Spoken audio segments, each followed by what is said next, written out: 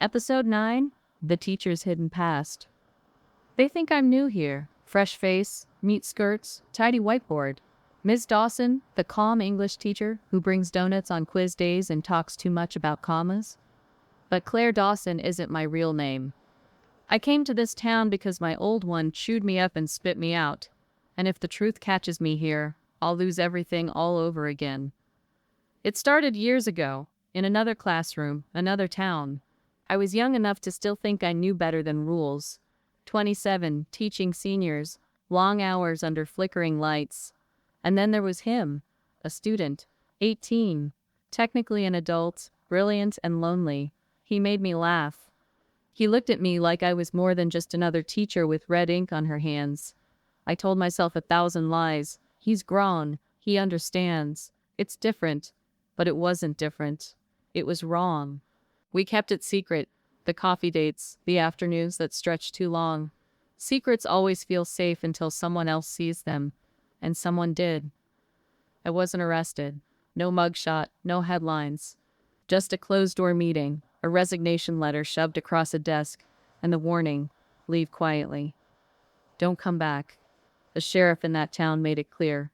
If I stayed, things would get uglier. So, I left, changed my name, dyed my hair, started over. When I arrived here, I thought I'd finally found safety. A steady job, kids who still said thank you, a little rental house on the edge of town. I told myself the past was dead. Then Sheriff Tom Grady shook my hand at a school meeting, and he looked at me too long.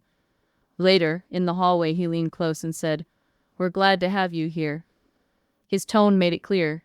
We already knew who I was. That night, I dug out the resignation letter I'd hidden under my silverware tray, read the bland words that erased my old life. I realized the past wasn't buried. It was waiting. The first envelope showed up under my classroom door. A photocopy of an old article from my former town. English teacher resigns for personal reasons. My name blacked out, but the marker pressed too hard. On the back, CD. The second was worse. A photograph of me at the Highway Motel, standing at Gus Miller's counter. I'd gone there once to beg him to turn off the cameras. On the back, practice makes perfect. Then came the third, a school ID badge with my old name and face, left in a box on my porch at 2 a.m. No note, none needed. Someone knew everything. The sheriff called me into his office soon after. "You've settled in nicely," he said. "I think so," I answered, pretending my pulse wasn't racing. "Anything you need to tell me?" I wanted to scream, to confess, to throw the letter on his desk and demand he stop this game. But instead I said, "I turn in my lesson plans on time." He smiled. "Good. Keep it that way. We all want this town steady." Steady. Like a glass of water carried too carefully across a carpet. Then there's Amber Collins, the quiet teenager who notices everything. One afternoon, she slipped me a folded page from her diary. It described what she saw the night of Charles Whitman's accident. The sheriff. Daniel. The dragging.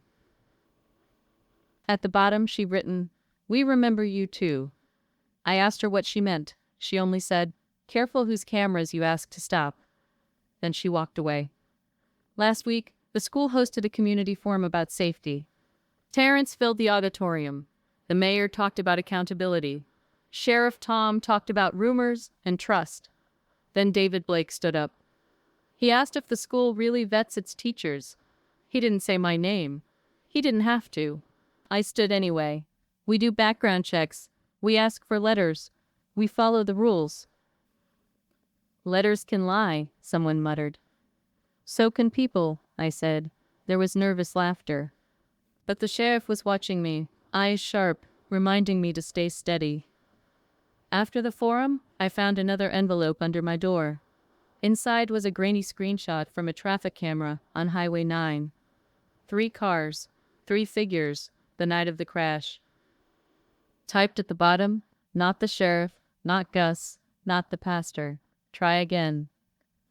So now I know this. Whoever's leaving the notes, whoever has the cameras, whoever's pulling the strings, it isn't the people we've all been watching. Someone else is collecting us, one by one, and I'm already in their hands.